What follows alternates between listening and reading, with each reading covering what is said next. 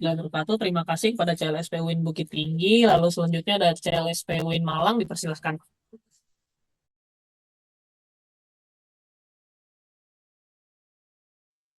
Terima kasih. Mohon izin share screen dulu.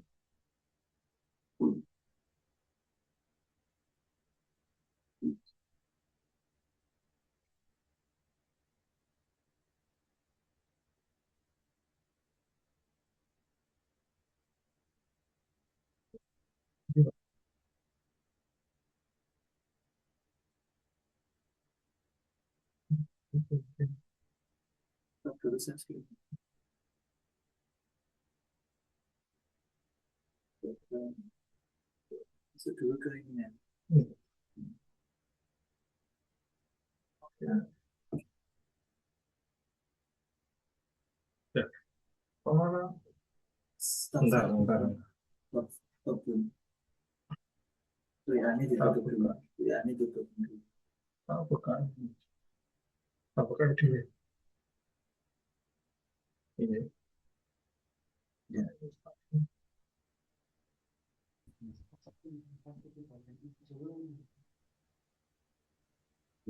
Kalau tidak bisa langsung saja.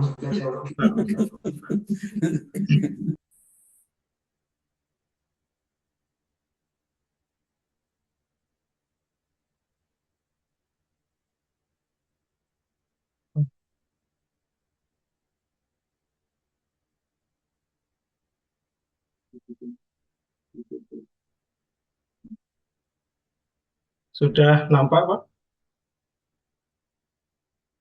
Ya, silakan. Sudah bisa terlihat? Ampun. Monggo. Oke. Assalamualaikum warahmatullahi wabarakatuh.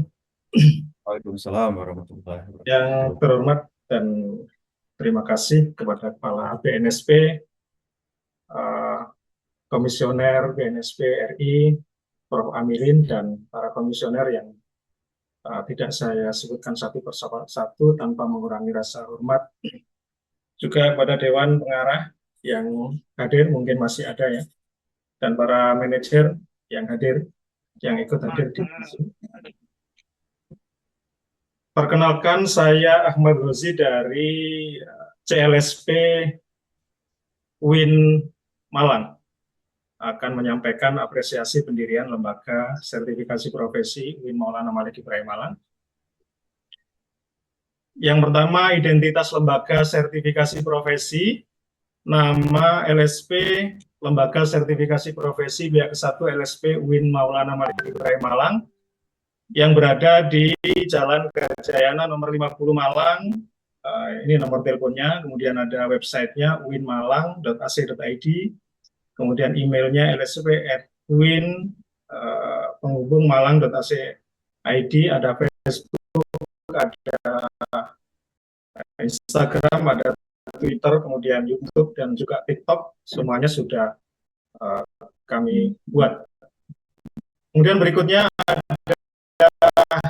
legalitas pendirian.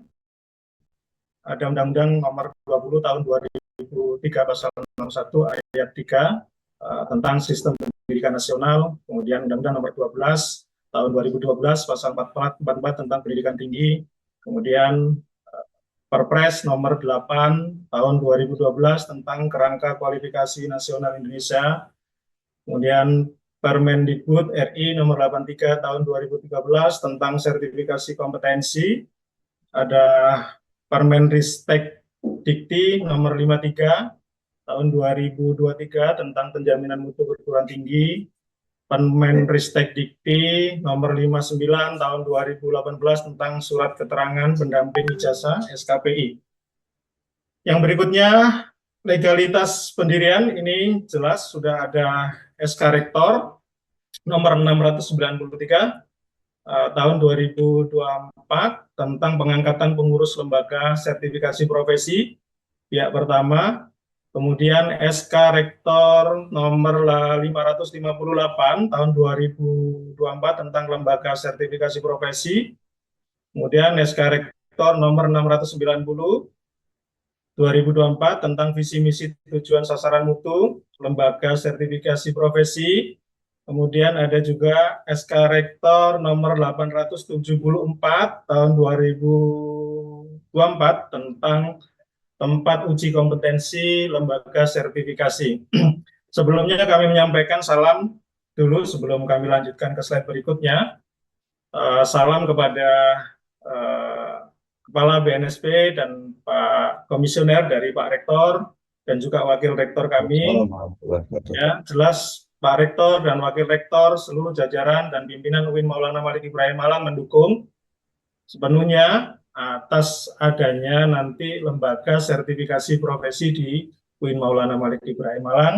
Beliau tidak bisa hadir, Pak Rektor tadi sudah menyampaikan dan sudah jelas mendukung sampai ada terbit SK Rektor yang semuanya ini beliau tanda tangani.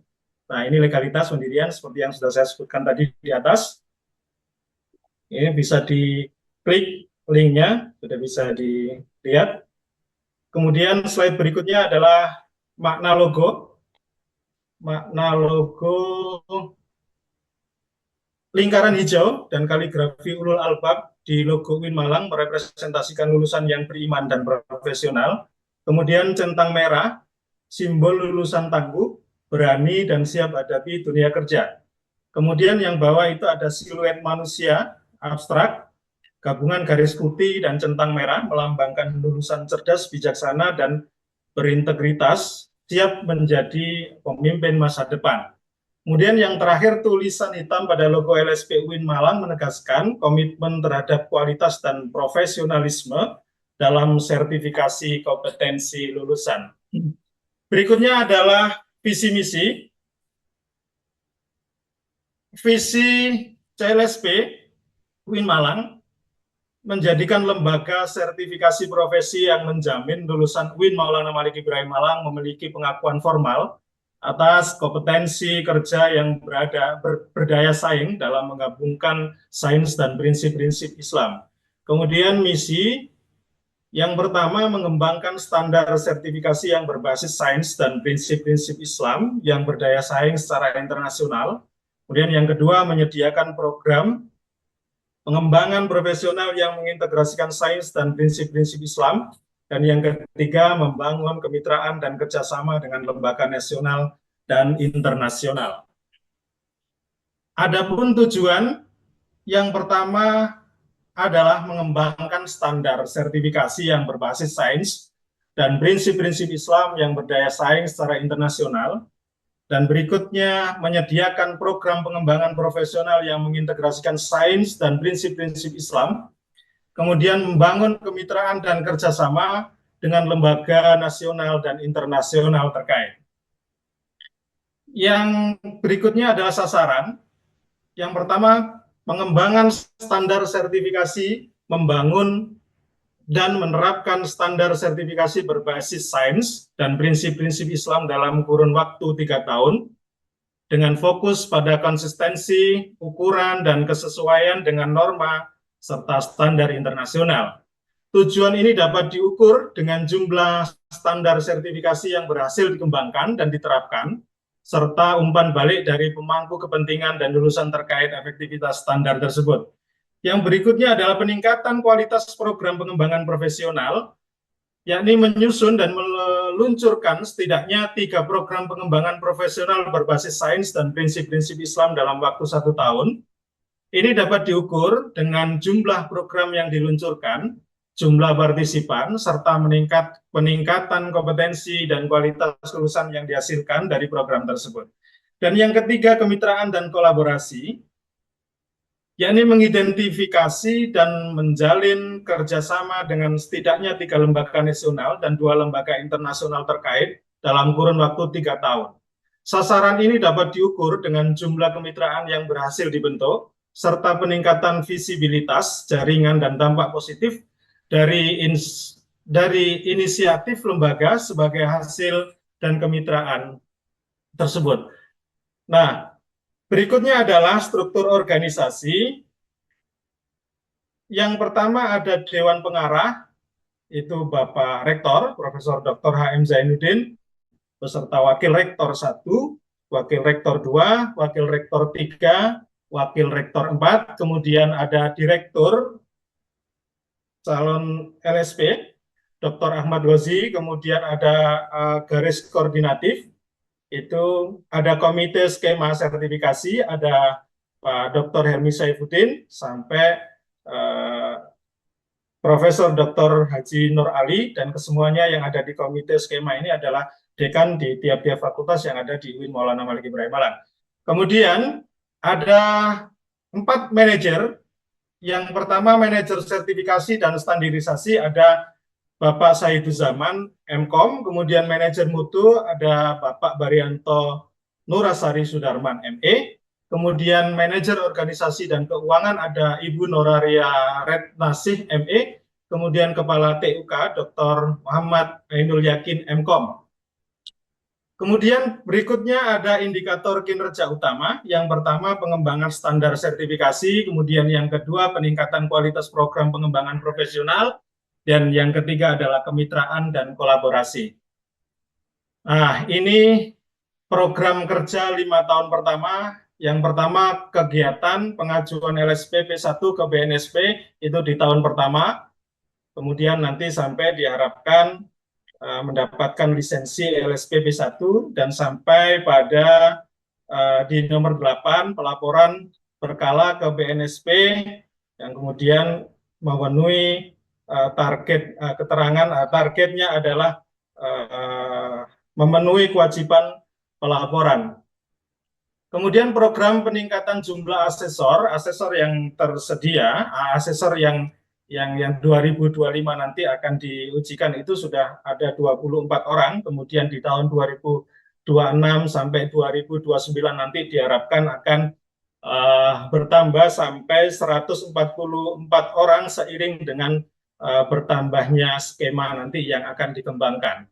Kemudian potensi sertifikasi, jumlah mahasiswa aktif UIN Maulana Malik Ibrahim Malang semester ganjil tahun 2024-2025 adalah 5.200 mahasiswa. 5.200 mahasiswa ini tidak jumlah keseluruhan, mulai hanya tahun 2024 saja ini, di semester ini. Kemudian proyeksi jumlah mahasiswa aktif UIN Maulana Malik Ibrahim Malang tahun 2005 sampai 2030 dengan asumsi peningkatan 3% dapat dilihat pada tabel berikut ini. 2005 di 5.200, kemudian nanti 3% kenaikan sampai di tahun 2030 itu mencapai 5.980. Kemudian asumsi potensi dengan minat rendah 30% dari jumlah mahasiswa aktif. Ini mahasiswa yang diharapkan nanti memiliki sertifikasi, asumsinya 30% aja, asumsi minat rendah. Di tahun 2025 nanti itu ada 1.560 mahasiswa, kemudian sampai 2030 itu 1.790. Ini dengan asumsi minat rendah. Kemudian slide berikutnya adalah asesor kompetensi yang tersedia. Ini ada 9.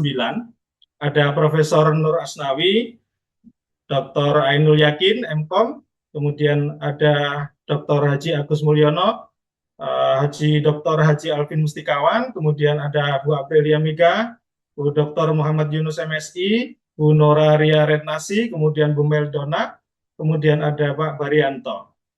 Nah, kemudian calon asesor yang saya sebutkan tadi ada 24 asesor yang kemudian nanti akan diuji kompetensikan. Itu sesuai dengan rencana skema ini sudah kita bagi menjadi 4. Gitu. Kemudian ada standar komunikasi, standar kompetensi acuan.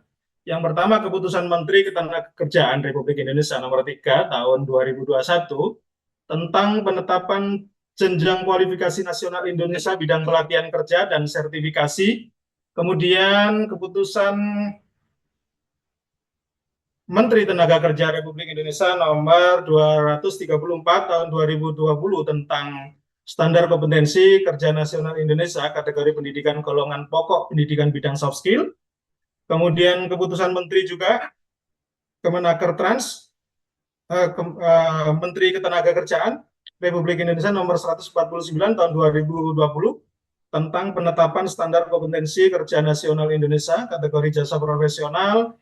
ilmiah dan teknis golongan pokok aktivitas kantor pusat dan konsultasi bidang manajemen sumber daya manusia. Kemudian ada keputusan Menteri Ketenagakerjaan Republik Indonesia nomor 81 tahun 2012 tentang penetapan rencana standar kompetensi kerja nasional Indonesia sektor jasa kemasyarakatan bidang pemberdayaan masyarakat untuk jabatan fasilitator pemberdayaan masyarakat menjadi standar kompetensi kerja nasional Indonesia. Kemudian usulan skema kompetensi ini 4, instruktur atau trainer, kemudian soft skill, kemudian manajemen sumber daya manusia, dan yang terakhir fasilitator pemberdayaan masyarakat.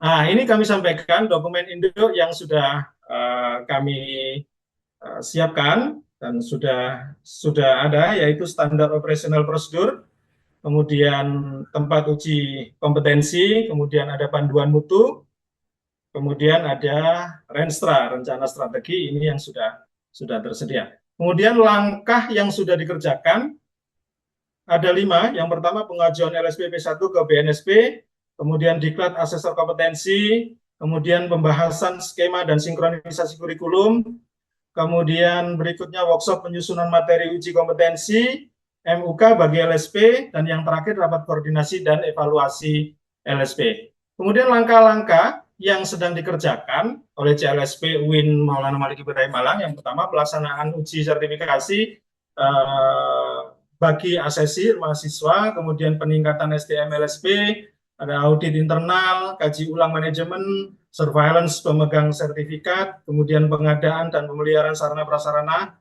kantor LSP, verifikasi dan penyusunan panduan mutu LSP, pelaporan berkala ke BNSP, kemudian penataan administrasi. Nah, ini sampai pada sarana prasarana, ini rencana ruang kantor LSP, kemudian rencana ruang rapat LSP, kemudian berikutnya ada TUK untuk infrastruktur, TUK untuk SDM, kemudian sarana prasarana lain, TUK untuk soft skill. Nah, ini kemudian ada ruang rapat, TUK soft skill lagi. Nah, ini dokumen rapat koordinasi pembentukan LSP UIN Maulana Malik Ibrahim Malang. Kemudian ini mohon maaf tidak kami cantumkan tanggalnya. Penandatanganan komitmen dengan para dekan di lingkungan UIN Maulana Malik Ibrahim Malang yang disaksikan langsung oleh komisioner Pak Profesor Dr. Amilin pada waktu itu bersama Wakil Rektor 2, dan juga ada Komite Skema Sertifikasi Pak Dr. Helmi Saifuddin. Nah, ini dokumen rapat, kemudian ini ada pemberitaan tentang bagaimana pematangan pembentukan LSP pada tanggal 20 November 2024, kemudian Rakornas LSP PTKIN pada tanggal 7 Desember 2024. Profesor Amilin, mohon maaf fotonya yang tercapture pas Prof. Amilin memegang kepala. Oke, sekali lagi mohon maaf. Terima kasih. Ini yang bisa kami sampaikan dari CLSP UIN Maulana Malik Ibrahim Malang. Mohon saran dan masukan untuk perbaikan dan untuk tindak lanjut. Assalamualaikum warahmatullahi wabarakatuh. Waalaikumsalam.